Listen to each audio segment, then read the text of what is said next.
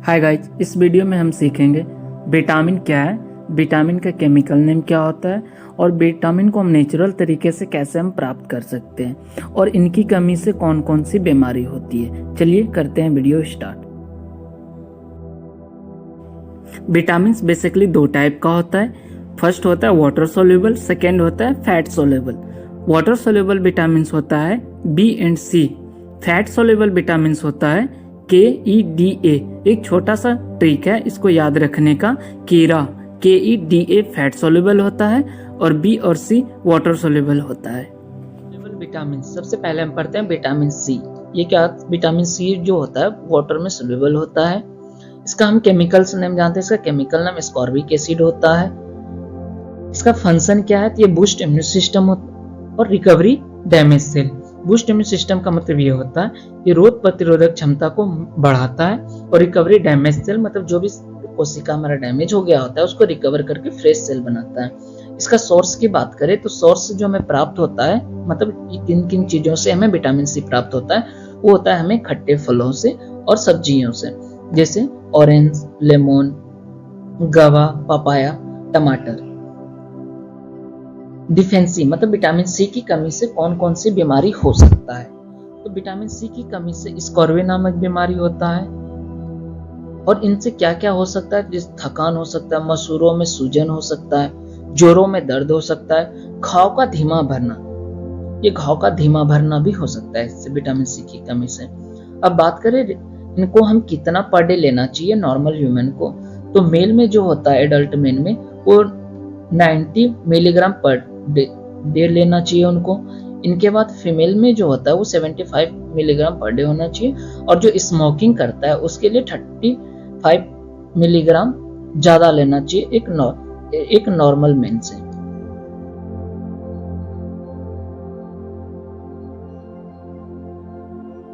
Vitamin B ये water soluble vitamin है।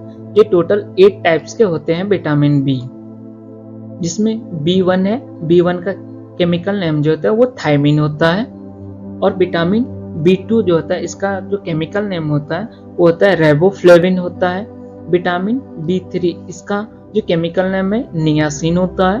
Vitamin B5 इसका नाम होता है पेंटोथेनिक एसिड। विटामिन B6 का प्रेडॉक्सिन होता है। विटामिन B7 का बायोटीन होता है और विटामिन B9 का फॉलिक एसिड होता है जिसको हम फोलेट भी कहते हैं। विटामिन B12 को साइनोकोबालामिन कहते हैं। अब बात करते हैं विटामिन क्या होता है। ये होता है maintaining blood level and blood pressure, support brain function and cell growth and repair. इसका मतलब ये होता है ये ब्लड लेवल को मेंटेन करता है, ब्लड प्रेशर को मेंटेन करता है और साथ ही साथ हमारा जो ब्रेन फंक्शन करता है इसको ये सपोर्ट करता है अच्छे से फंक्शन करने में, और सेल की ग्रोथ भी करता है और रिपेयर करता है हमारी कोशिका को। इसकी सोर्स की बात करिए हमें कहाँ से प्राप्त होता है, कि हमें ग्रीन वेजिटेबल से प्राप्त होता है, मीट से होता है, मिल्क से होता है, सनफ्लावर ऑयल से होता है और साबुत अनाज से होता है। इसमें कुछ विशेष याद रखने की बात ये है, ये विटामिन B12 की सबसे ज्यादा कमी जो होती है शाकाहारियों में होती है। इनकी डिफेंसी की बात करें तो ये सबसे ज्यादा पूछा भी जाता है ये क्वेश्चन, विटामिन B12 की कमी से कौन सी बीमारी होती है, तो वो होता है बेरी। और भी बीमारियां होती है जैसे skin dryness, hair fall and mental disorder भी हो सकता है विटामिन बी की कमी से। विटामिन बी की कमी से अलग अलग प्रकार के विटामिन पर निर्भर करती है। लक्षणों में थकान, एनीमिया, स्किन डिसऑर्डर, तंत्रिका क्षति, अवसाद और संज्ञानात्मक समस्याएं हो सकती है। तो हम अलग से पढ़ेंगे विटामिन बी कॉम्प्लेक्स के बारे में, जिनका अलग अलग विटामिन B1, B2 इसके बारे में अलग से हम वीडियो बनाएंगे, उसमें हम पढ़ेंगे डीप में। तो चलिए अब हम अगले विटामिन की ओर बढ़ते हैं। Vitamin A fat soluble vitamin है। इसका जो केमिकल नाम होता है, इसका केमिकल नाम रेटिनॉल है। इसका फंक्शन क्या है, इसका फंक्शन है vision health, skin and tissue maintain, bone health. इसका जो विजन हेल्थ मतलब ये आंख की दृष्टि जो होता है उसको तेज करता है, उसको मेंटेन करके रखता है, प्रॉपर वर्क करने के लिए ये फंक्शन करता है। और साथ ही साथ स्किन और टिश्यू को भी मेंटेन करता है। इसके सोर्स की बात करें तो इसका सोर्स जो होता है ये हमें मिलती है मांस मछलियों से और गाजर से, पालक से, शकरकंदी से। इसका विटामिन ए का जो होता है ये दो टाइप का होता है, एक होता है रेटिनोइड्स और दूसरा होता है केरेनोइड्स। रेटिनोइड्स जो होता है ये पशु स्रोत से प्राप्त होता है और केरेनोइड्स जो होता है ये हमारा पौधों से प्राप्त होता है। अब बात करते हैं इसकी डिफेंसी की। इसकी डिफेंसी से नाइट ब्लेसनेस होता है, जिसे हम रोतांधी भी कहते हैं। इसके वजह से ही dry skin, hair, immunity weak होता है विटामिन ए की कमी के कारण। विटामिन डी की बात करते हैं।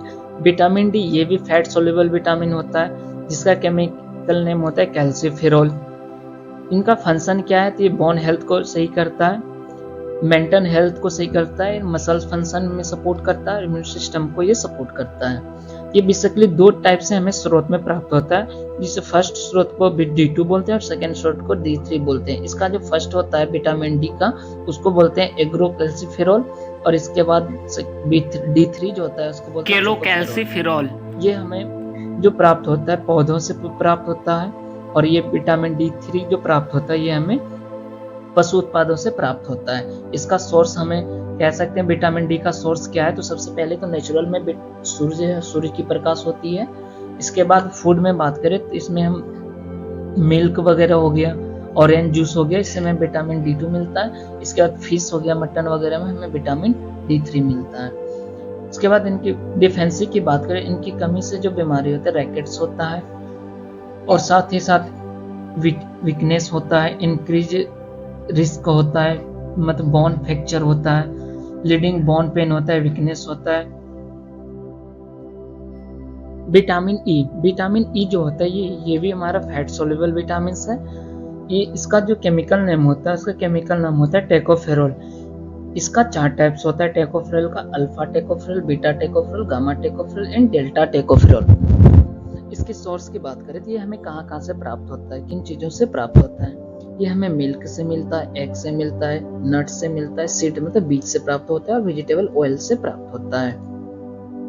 फंक्शन, ये स्किन फंक्शन मतलब स्किन रिपेयर करता है, मॉइस्चराइजिंग रखता है, और साथ ही साथ एंटीऑक्सीडेंट प्रोटेक्शन करता है, और इम्यूनिटी फंक्शन को भी मजबूत करता है।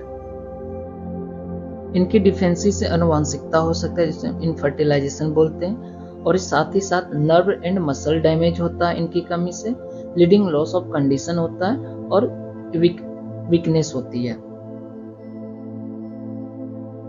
विटामिन ई पर डे हमें कितना लेना चाहिए? एक एडल्ट को 15 मिलीग्राम लेना चाहिए पर डे, और जो महिला स्तनपान कराती है उनको 19 मिलीग्राम पर डे लेना चाहिए। अब बात हम करते हैं विटामिन के का। विटामिन के का जो केमिकल नाम होता है फोलेक्विनिन होता है और मिनाक्विनिन होता है।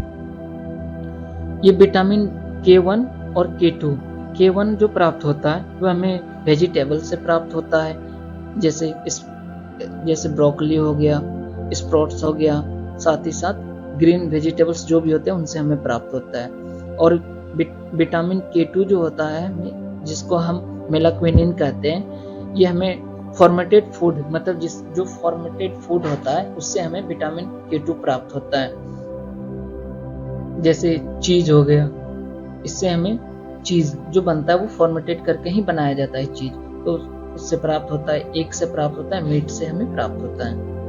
और इनके फंक्शन की बात करें तो ये ब्लड क्लॉटिंग में हमारा हेल्प करता है, और साथ ही साथ ये क्लट होने से ब्लीडिंग या इंजरी होता है तो हमें खून उस जगह का खून जमाने में मदद करता है। तो कई बार क्वेश्चन एग्जाम में पूछा भी गया है कि कौन सी विटामिन की कमी के कारण ब्लड थक्का नहीं होता है, तो विटामिन के कारण। Thank you for watching this my video. Please subscribe Vision MLT.